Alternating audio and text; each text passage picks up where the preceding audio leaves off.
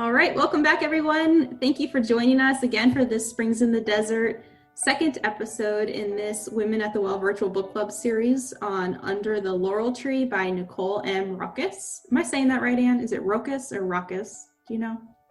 I think it's Roccas, but I don't know. Maybe she'll listen and correct us and come on and join us. That'd be great. So we're really excited to be back.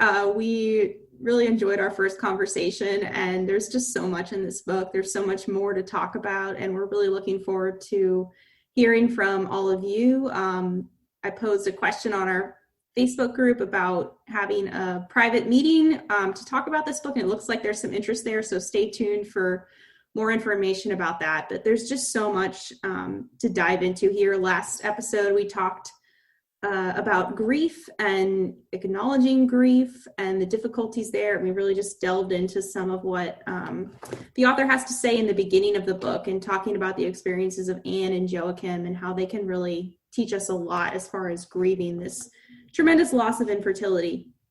So today we want to kind of go from touching on that again, but really getting more into the difficulties of prayer and some of those like difficult emotions that we feel around infertility and comparison and just how do we pray before God when we just feel all of these things that are just, just hard, really, really hard. So kind of to open it up, I thought there was a quote that the three of us had been spending some time on, and a section in the book on pages 74 and 75, where the author talks about the fact that there is no pregnancy in heaven, and what that means for someone that's experiencing infertility. The fact that this isn't something that will be,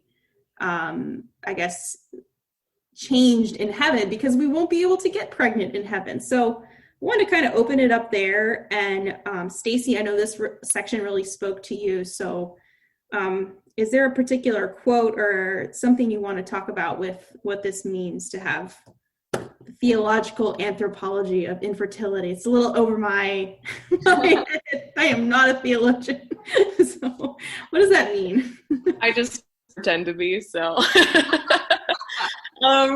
So I think what really struck me in this section about no pregnancy in heaven is when she uses this little short part that she talks about the cosmic dimension of the grief of infertility. And what really got me thinking about how it's not as though like this will go away when I die and go to heaven. It's not as though like there's going to be a child waiting for me there. To my knowledge, I've never conceived and might not ever. So it struck me because it made me, I guess, reconsider once again, what is my purpose, and also what is the purpose of heaven? And so that's where sort of like the anthropology comes in, was like what is my purpose here on earth? But then also like, how do I imagine and envision heaven? It's not necessarily the fulfillment of every dream I've ever had. It's so, like, that's an easy way to imagine heaven, but that's not really what it is. It's like for perfect union with God. And so am I really desiring, like, am my desires rightly ordered? Are they ordered, just for like having baby? Yeah, that's like not a bad desire, but ultimately like our true desire needs to be for God. And so it struck me. And also, so I recently I did my master's capstone this summer, and it was on God's mercy and infertility. And not to like veer off the subject too much, but my professor asked me if there was crossover between ministry to infertility and ministry to couples with miscarriage and miscarriage grief. And I was like, on some levels, yes. But also there's this like really kind of dark thought that I have personally of like, and I did not keep it together when he asked me that question over Zoom. I've had a lot of practice crying on Zoom for this project, but I said, like, my heart wishes if only I could have a child in heaven, because that would feel like, God's answered that desire of my heart. If only I could, and it sounds so horrible because like the experience of miscarriage is so painful, and like my heart aches for those women. And it's not as though like I wish it upon myself, but also like just that desire to have that child in heaven, in knowing in eternity, like that I've created through God's power. Like my husband and I have 4 biological children is like a deep seated desire in my heart. And so to sort of like come to terms with that desire is like, it's achingly painful, but also like helps me to recognize my desires, helps me to reorder them and align them with God. To say, okay, wait, what do I really desire here? Like my desire, my longings need to be for eternity in relationship with God in heaven. And so this section really struck me because of like knowing that in myself, in my experience. But then also I think this section offers on some levels validation for like the grief of like not being able to bear biological children, because it's something that will impact us for eternity. And in the end, what's it matter, right? Because we're going to be in perfect union with God. So like, what does it matter? But it did strike me because I never, like, I guess it made me consider the fact that like, what is my ultimate desire? It's for eternity with God. And that's what I should be looking towards and looking for. Yeah, amen. That is huge. First, I want to just acknowledge what you said, Stacey, about this whole idea of these dark thoughts that can enter into our minds because of the pain of never having, I have never conceived either. So I don't have a child in heaven, and I never will. So I think it's important, and it's hard, and maybe because you practiced with your professor, it wasn't quite as hard, but like that's a hard thing to put out there, because you don't want to come across as if you are saying to a woman who has experienced such a devastating loss, like, oh, at least you have a child in heaven, or, you don't want to come off as callous. And we don't wish that on ourselves, and we certainly don't wish that on any woman. That's just so devastating. But I think it's so important for us to be able to acknowledge those kinds of thoughts, because if we don't acknowledge them and work through precisely the way that you were describing, Stacey, if we're not acknowledging and working through, then those kinds of thoughts are kind of festering in our hearts. And if they started out dark, they're going to get pitch black, if we let them just in there. So I think that's important. So I would say to any person and any woman out there who is listening to us and who is reading this book, it's like, if you are having these kinds of thoughts, you are not alone. So don't beat yourself up over it and think like, I'm the most evil person in the world for thinking this, because that's not true. Now, again, we don't want to stay there, right? But last time, I think toward the end of the conversation, we were talking about how if we had not been walking this path of infertility, we probably wouldn't think about it or really care about it. I mean, not to sound completely uncaring, like we wouldn't care about people's pain, but I mean, it wouldn't be on our radar, right? Like Allie, you had said, oh, I would just have my little babies and I have my happy family, and that's what I would focus on. So, I think it's, in some ways it's similar. You were saying, Stacey, about that difference between the loss and the grief of infertility, and where's the overlap with, the loss or the grief through miscarriage, and there are similarities but differences. But I feel like I can be more empathetic or understanding, even though I've not had that experience of losing a child. I feel like my heart has been more prepared to kind of be with somebody in that situation, and understand to whatever extent I can. And this is another one of those blessings that comes with infertility. And I think we're going to talk a little bit about over spiritualizing things later on, because that was another topic that had really come up for us.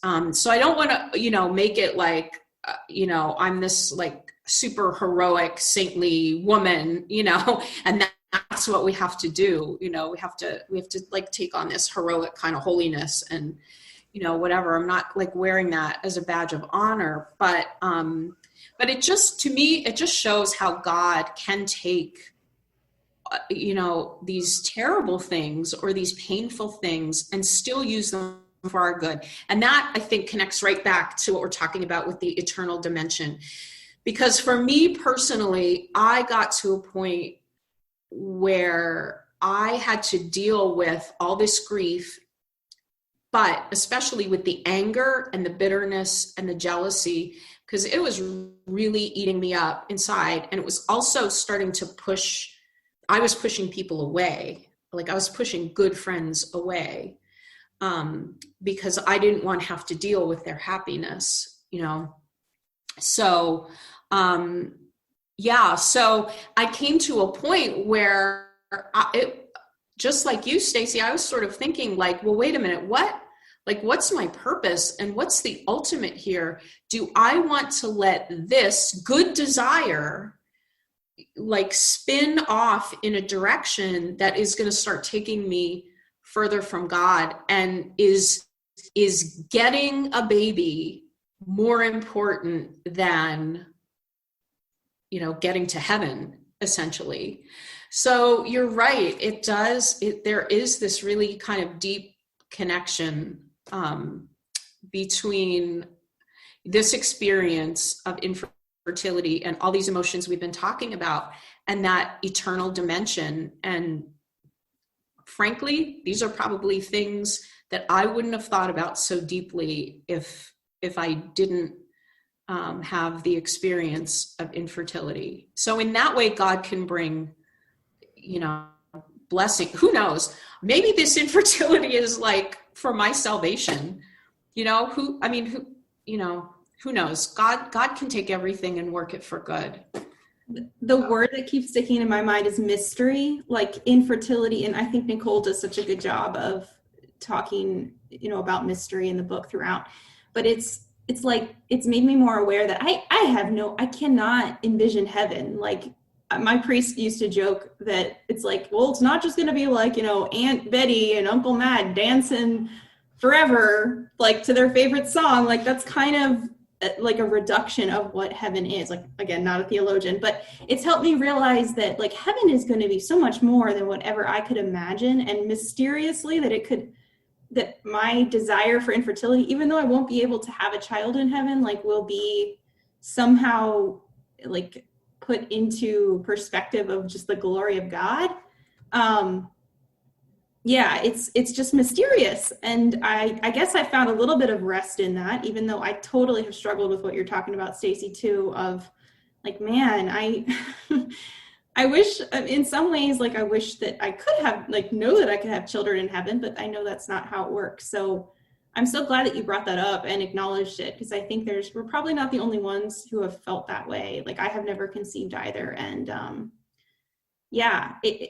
it's hard, but at the same time, there's that mysterious component of what heaven even means. And I think to your point, Anne, it's there's this balance between, and again, Nicole does such a good job of talking about this. There's a balance between over spiritualizing and acknowledging the grief and the pain. And I feel that's what we're trying to do here is is bring both in, like we acknowledge the grief, we acknowledge these real feelings, like however difficult that they are, that are a part of this experience, but we don't like take the other extreme and say like, oh, everything's just going to be wonderful in heaven, like we're here on earth and we're wrestling with this. And I think we have to look at both sides of it. I've been really challenged by the sections where Nicole, the author, talks about how these biblical characters pour themselves out to God in their prayer. That's something I honestly struggle to do, because for our particular diagnosis, there's just not really much medical likelihood that we'll ever conceive, even if, we got all the NAPRO charting in the world, wouldn't change what we're dealing with. So it's hard for me to really ask for that. And anyway, I've been really challenged by that. And I think that I tend to over spiritualize things and say well, one day in heaven, it'll all work out. But that's not really fair to the experience that I'm dealing with right now. And the grief, that's part of it. It's part of it is pouring ourselves out to God and telling him how hard it is and telling him how we feel. So anyway, we can get into more of the chapter on anger and bargaining and the specific examples that get brought up there with prayer, if you all want to. Can I just add really quick, if your experience is that of miscarriage, we're not in any way trying to invalidate the peace or comfort you might find from meditating upon your beloved children being in the arms of Jesus, and continue to do that. It brings me peace for those of my friends who have miscarried. And so we're not saying stop.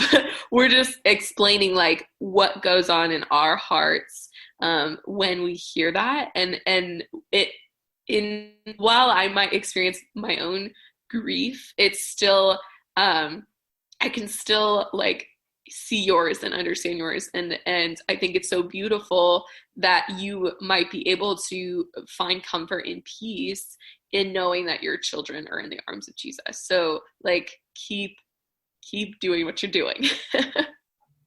Yeah. And like we were kind of talking about before too, I think not comparing, it's everyone's grief, everyone's cross is heavy, like you were saying, and to them. And just ours is so heavy to ourselves. And so, like you said, infertility can provide this opportunity to see the other person's cross, because we know what it's like to carry ours. And so I think if we can focus on that and really resist that temptation to compare, it can go a long way to bringing us closer to our friends and to people around us who are struggling in their own ways. I have a friend who's dealing with the loss of a young nephew this past week. And I can't relate to that personally, but I can in my own experiences, especially with infertility, just that, this isn't fair. This is just devastating. I don't know how to deal with it. Those feelings are things that I can relate to, even though it's not my specific grief. It's not the same grief, but it's similar in a lot of ways. So yeah, I think that comparison can really be a problem for me.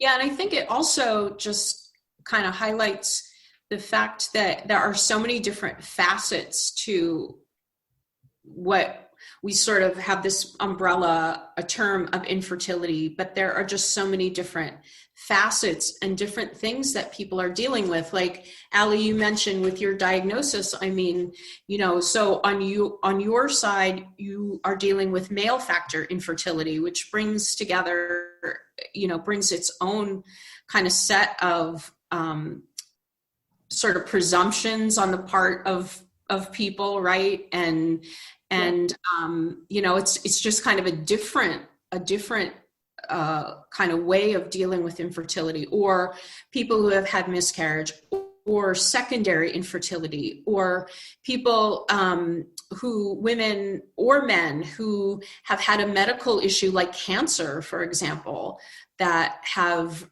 rendered them unable to ever have children because of that. So like, it's so much more than, we've tried for the, 1 year or whatever it says in the, in the medical books, and we haven't been able to conceive. Infertility is so much bigger than that and has so many more layers and facets to it. And so it is important for all of us, I think, to just kind of sit back and listen to each other and try to enter into each other's, experience to the extent that we can, and just, offer a shoulder to each other. What we're going through has similarities, but a lot of differences too. But I think we can learn a lot from each other.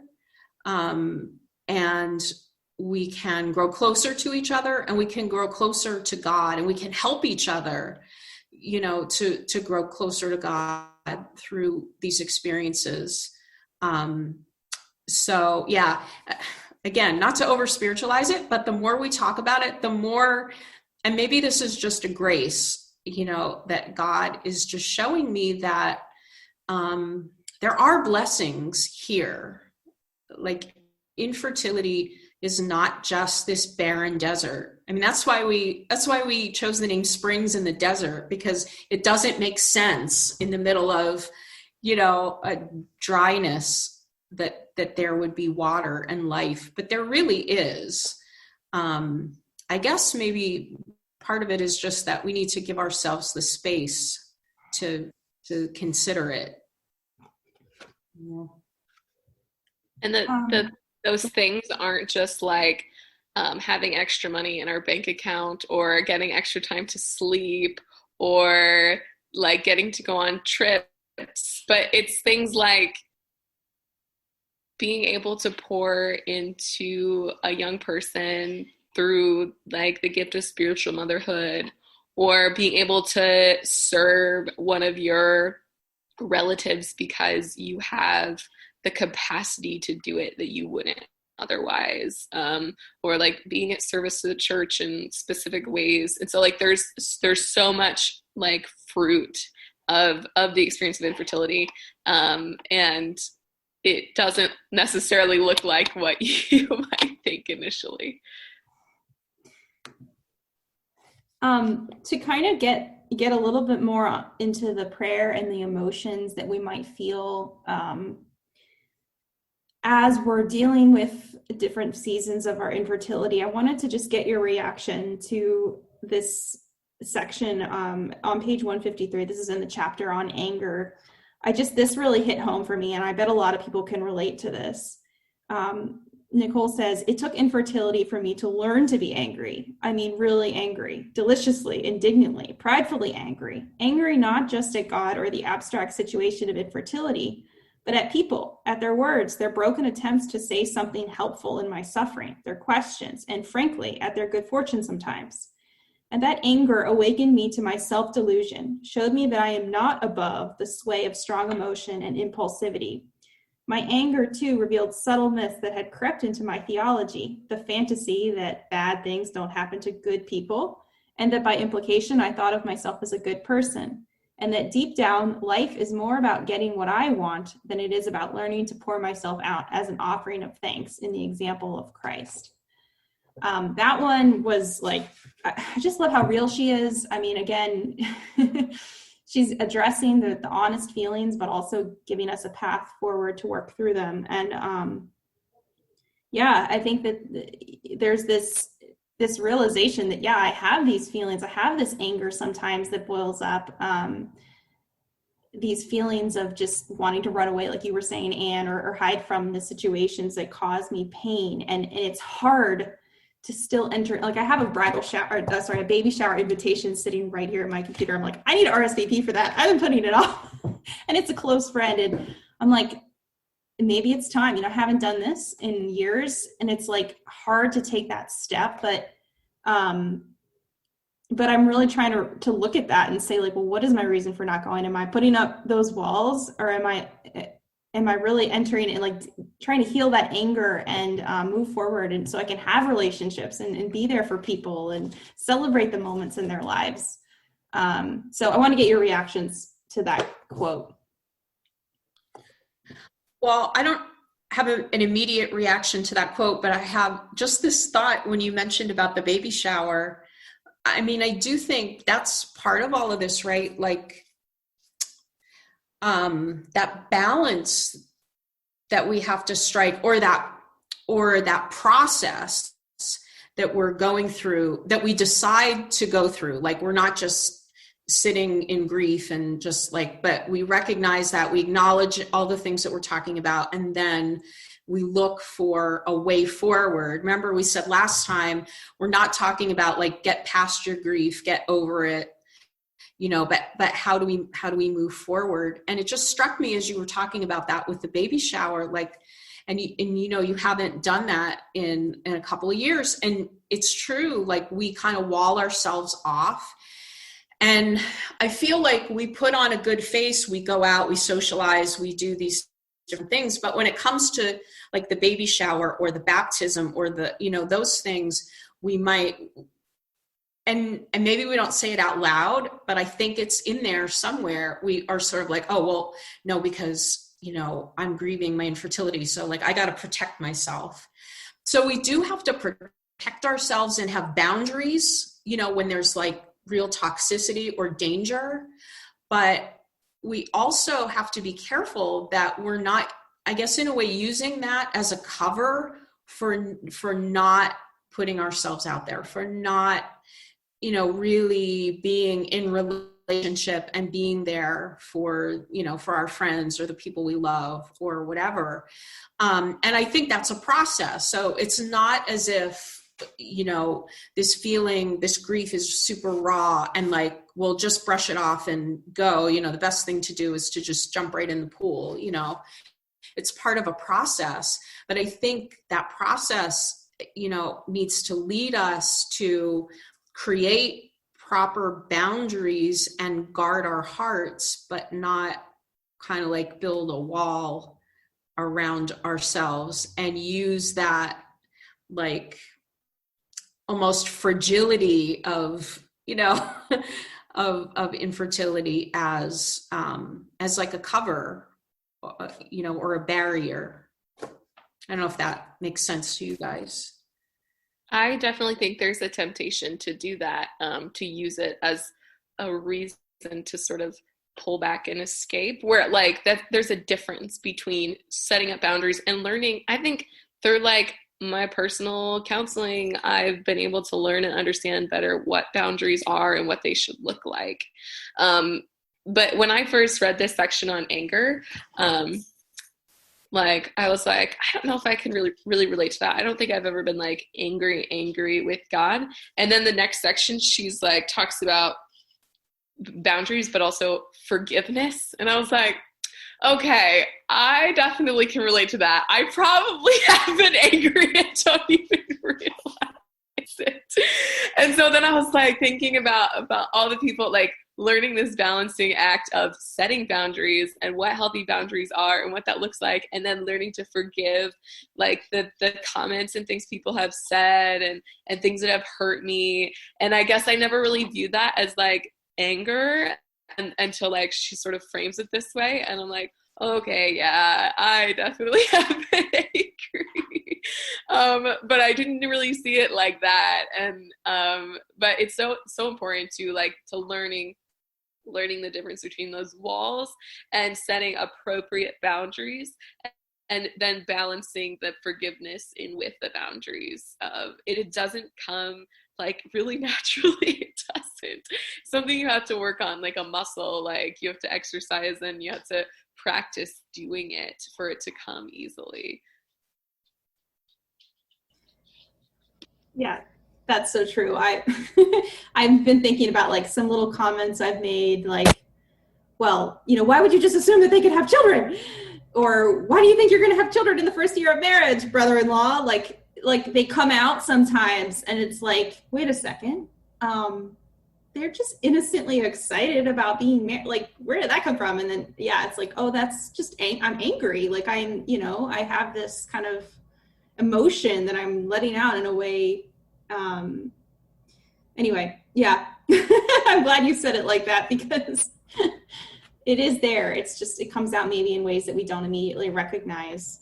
But I think one of the things this book does, it gives us a template in the form of Anna, and also she speaks about Hannah in the Old Testament, about how they deal with these emotions. And so, of course, this whole book is set up following the story of Anna and Joachim. So to kind of bring it back to them, like, what did y'all learn or learn anew in reading these sections, particularly in the bargaining chapter, when the author talks about how Anna and Hannah pour themselves out to God in the midst of their grief? Like, what struck you about that example, reading about it again, and what did you learn from it to apply to your own situation, if anything? Yeah, well, first of all, I love the Psalms. So I'm like a big proponent of everybody should read the Psalms on a regular basis. So that chapter and just what she's been saying about the whole experience of Anna and Joachim throughout, but then, yeah, specifically when she's talking about Hannah and even other women in the Old Testament who faced infertility, that to me connected so much with the Psalms, because like the Psalms are the entire range of human emotion, the real joy and the thanksgiving to God, and then like the down low, deep depths of crying out in despair and basically like, why God? Like, why me, God? Well, like, why is this happening to me?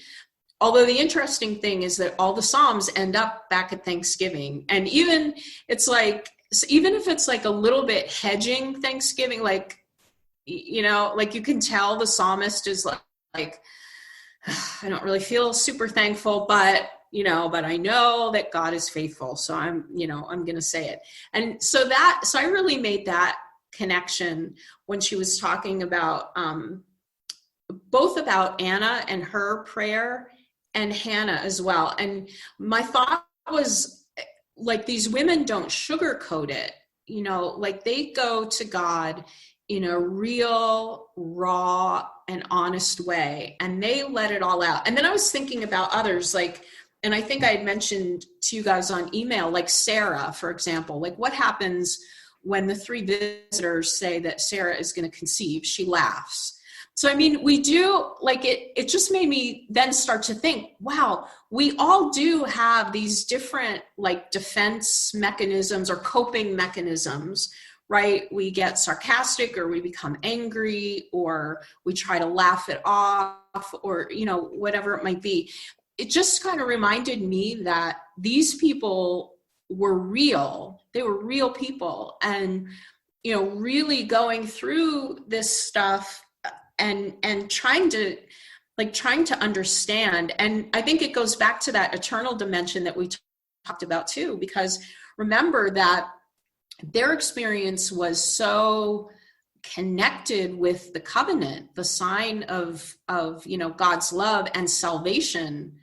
And so the stakes were, even higher, from that perspective. So just the idea that they just kind of open themselves up in a way that's like kind of fearless, like there's not this expression of like, oh, if I talk to God this way, he might, strike me down or something. It's like a complete spiritual and emotional nakedness. It's like the way that we were created to be in the first place, to have this complete vulnerability before God. And so I think we can learn from that it's okay for us to express all this stuff, the dark thoughts, the dark places. I mean, he already knows them anyway, so it's not as if we're going to hide it from him, right? the coping mechanisms, the defense strategies, they don't work with God because he knows. But he wants us to get rid of that. Like he wants us, to be able to unload all of that. So to me, it was just like this beautiful affirmation that not only can I go to God and tell him all of this and reveal, all the darkness or the sadness or whatever it might be, but he wants me to. Like, he wants to hear it. It doesn't matter that he knows me inside and out. He wants me to know that I am his beloved daughter to whom he can say anything. Nothing is off limits. I can say anything at all to him. So I found that to be just really kind of like reaffirming, a good reminder, and just so helpful. I think for me, what stood out is the section where she talks about The Office. And she talks about a scene where Jim and Pam, if you've seen Office, if you haven't seen this, is spoiler alert, they their marriage is like on the verge like of being ended. They're like really struggling, and Jim almost like leaves to go out of town a day early because he's like, we're just gonna fight if I stay, so I'm just gonna leave. And at the last second, Pam is like, no, like I think you should stay and we'll just fight, because in a previous scene there was, I don't know the character's name, but another character's marriage had just ended, and he mentioned that there's like a certain point where you just stop fighting, and that's when the marriage like falls apart. And so like that idea of like, we need to fight the good fight, like we need to do as Anna did, and continue like asking God. Like we don't stop, we don't like just accept our barrenness, like that's so forlorn.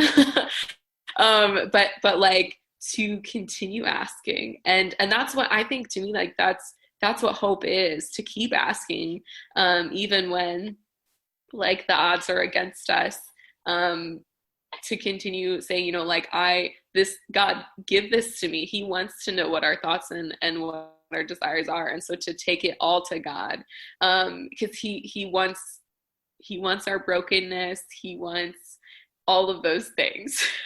So that idea of just like keep fighting the good fight, like he wants us to keep coming to him, not just like, I don't want to hear it anymore. Because I feel like I think sometimes that's the feeling we can get from other people, is like you need to just figure yourself out and go be by yourself until you figure it out. But like, we really, in those moments, the person we need to turn to is to God, because he's waiting for us to bring these things to him.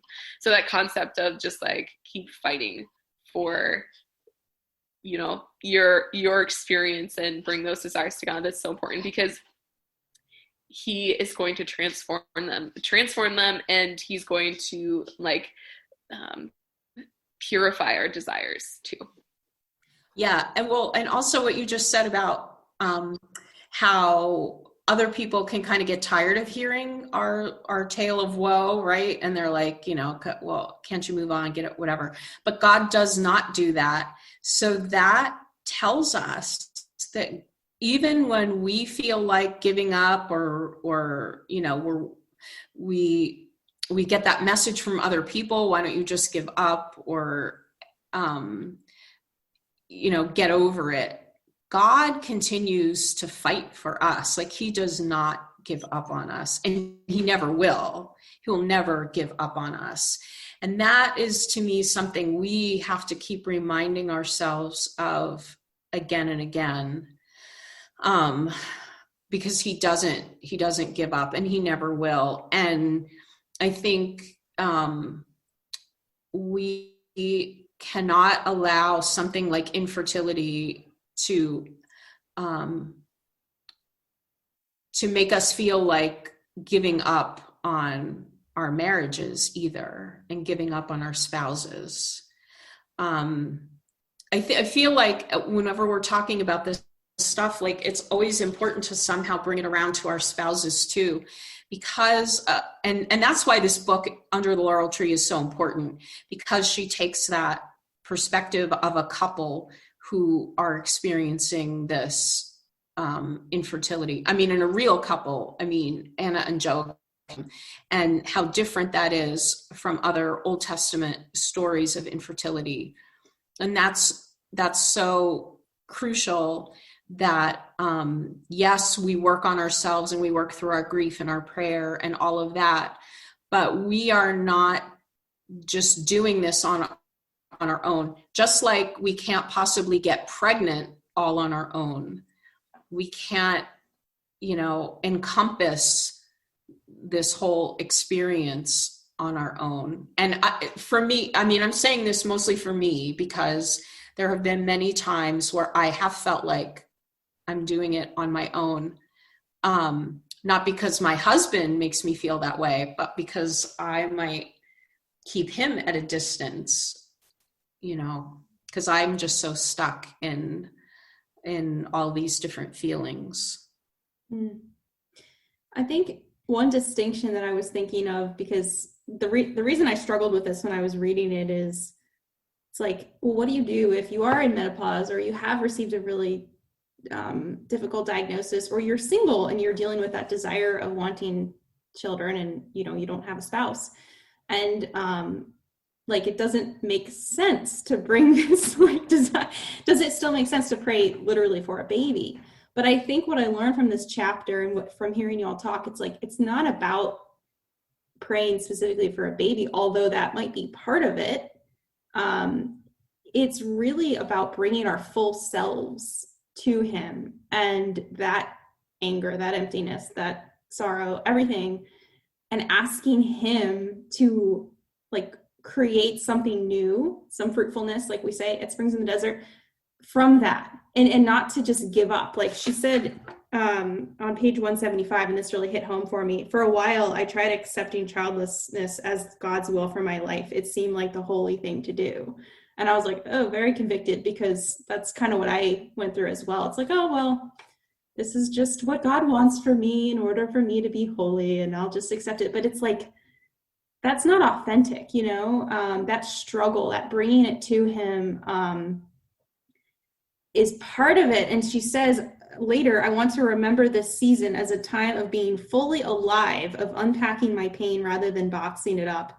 And because I would rather be a mess with God than be artificially and passive aggressively calm apart from him. That's on page 176. And so when I read that, I was like, yeah, that's what this is about. This experience should be about, even if, it's not like the baby part of it is not necessarily like the essential part. It's that bringing all of ourselves and our pain to him, and trusting that he will, like you said, not give up on us, and we'll do something with that we can never have imagined. Maybe it's baby, maybe it's not. But to go back to the spouses, yeah, I agree. I think that there's a section in here where she talks about finding purpose. I think it's in the separation chapter, when she's talking about the risk factors for couples going through infertility in terms of their marriage. And that struck me, that there's this need to establish a purpose outside of children. So I've related a lot to empty nest couples during this time, like my parents, and actually met a lot of people at church who are empty nesters, and I really relate to them, because they're going through this season of kind of finding each other again, and finding the good that their marriage has, apart from the daily grind of taking care of children. So that really resonated with me, and it's like, that's always important, even for couples that have young children. It's like, it's like connecting with each other, putting that marriage primary, is, even though you might be toiling with children, it's still important, and it's still good no matter what phase you're in, no matter if you have children at home or you're wishing for them or they've left.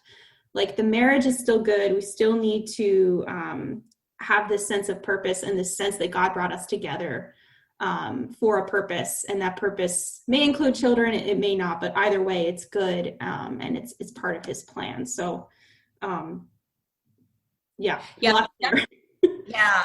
That's so interesting, because in my former life, when I worked in an archdiocese, in the family life office, I was primarily responsible for marriage prep. So, I would work on marriage prep and get our presenters together to talk about the different aspects of marriage. And we had this one wonderful couple. They had been married, I think, maybe 50 years. And it was wonderful to have them to kind of share, just all those different phases of marriage. And then, what marriage looks like when you're older, and that sort of empty nest. So they would talk about their children and how they would say that you've got to put your marriage first before your children.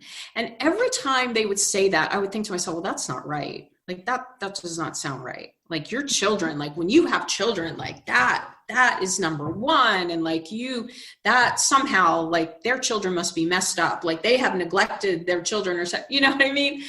Like, I was like, that cannot be right. And it's only from dealing with this infertility and realizing how, when you get so focused on it and so focused during treatments and all of that, you really can make your marriage, second, you can, or third or fourth. I mean, you could really have it in the back seat. And,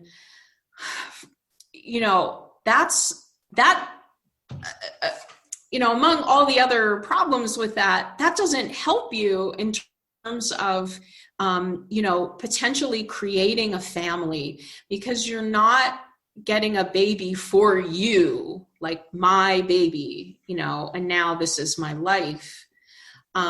So even if we do get pregnant and we have, children, I mean, that's within the context of our relationship as a couple, as a married couple, that we create a family. And so I understand now what they meant, that it's so important to have that foundation and to continue nurturing that love, because that's what builds a stable home.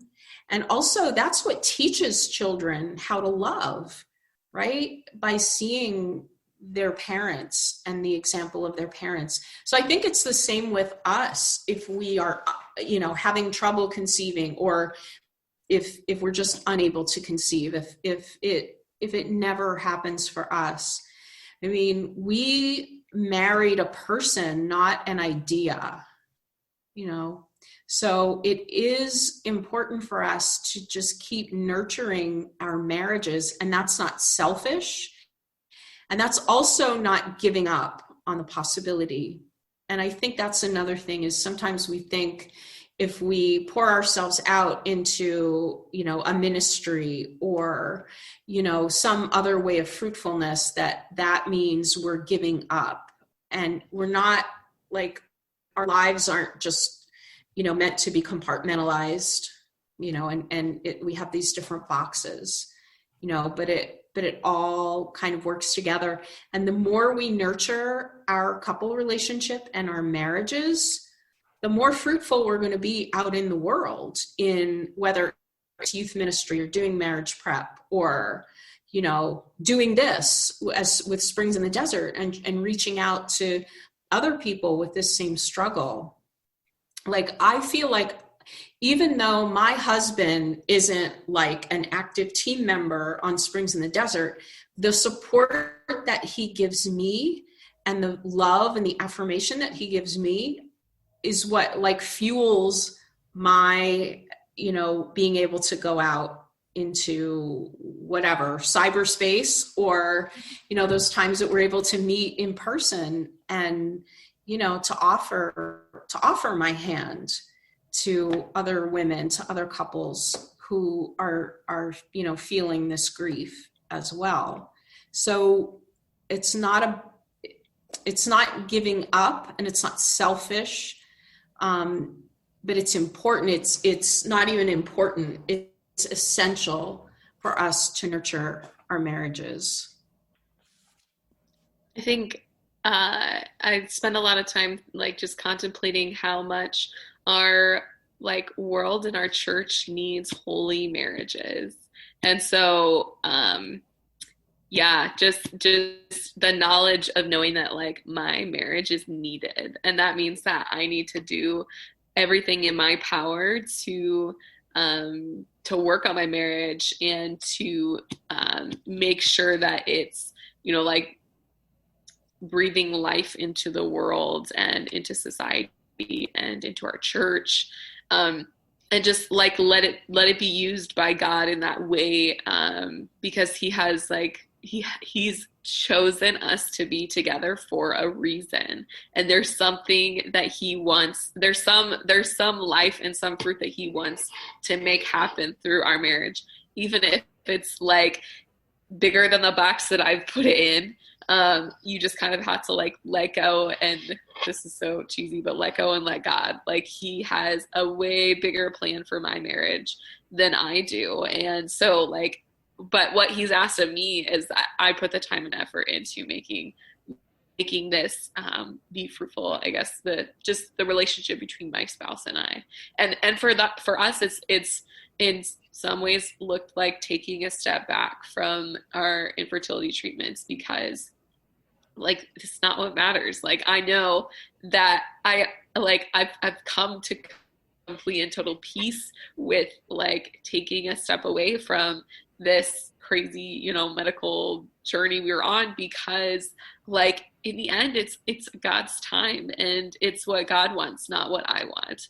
And so you can, I feel like spend all this time doing all these, taking all these medications, doing all these procedures.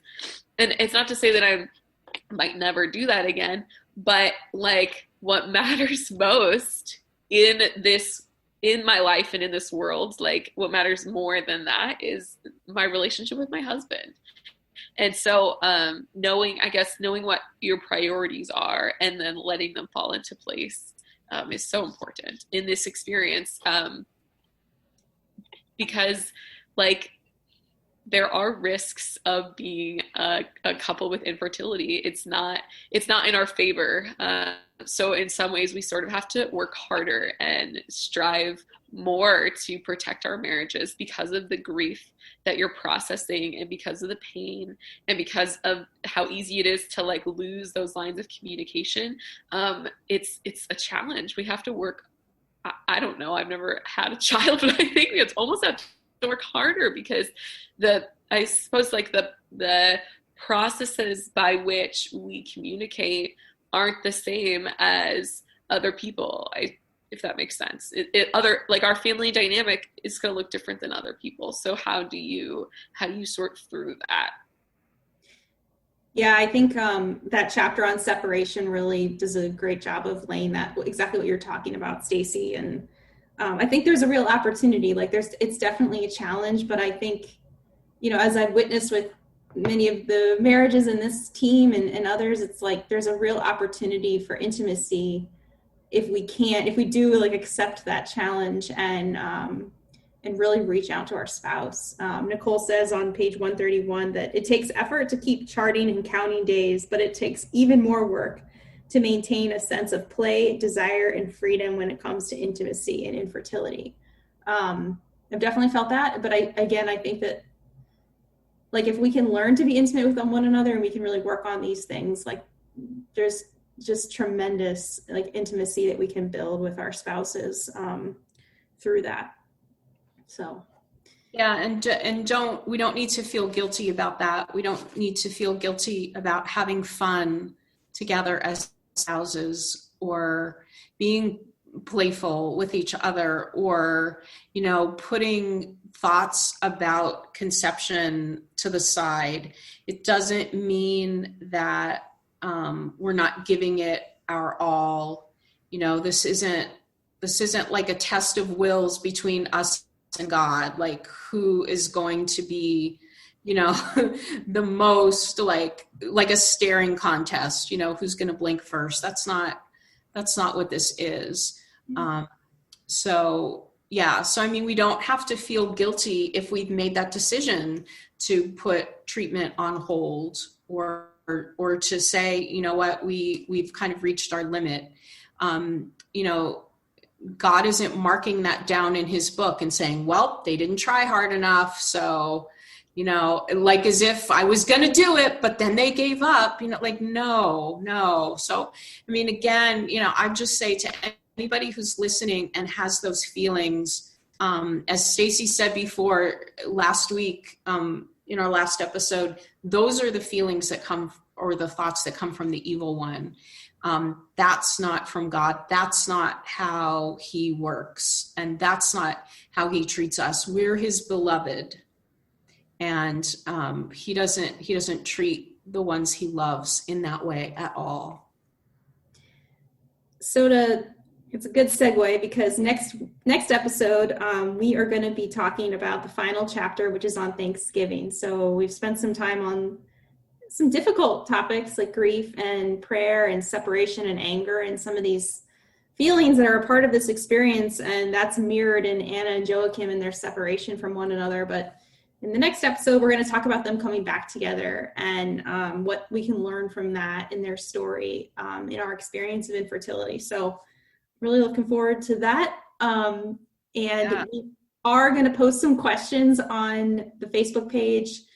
This episode's going to air on November 11th, I think. So we'll post some questions, and we'd love to hear from you, and we'd love to hear what you think, what's striking you about the book, what quotes you love, what's challenged you, and please share with us. So find us on Facebook and Instagram. We'll post questions on both pages, and stay tuned for some more announcements with Springs in the Desert coming soon. And I don't know if you have any teasers you want to throw out there, or just leave it up. Well, we're working on a new retreat that we are planning for Advent. So you'll be getting more information about that really soon.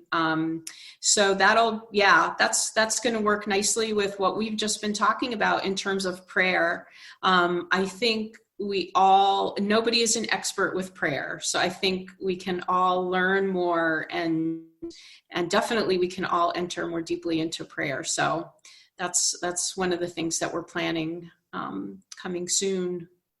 Yes. So follow us on social media. Yeah, follow us, and also like and rate our podcast on Apple Podcasts. Tell your friends about it. Share it in any infertility groups that you're a part of, locally or on the internet. We'd love to reach more people who are experiencing this. So thank you so much for tuning in, and we'll look forward to our next chat with you on this wonderful book, Under the Laurel Tree. Sounds good. Thanks. Great being with you guys. Bye.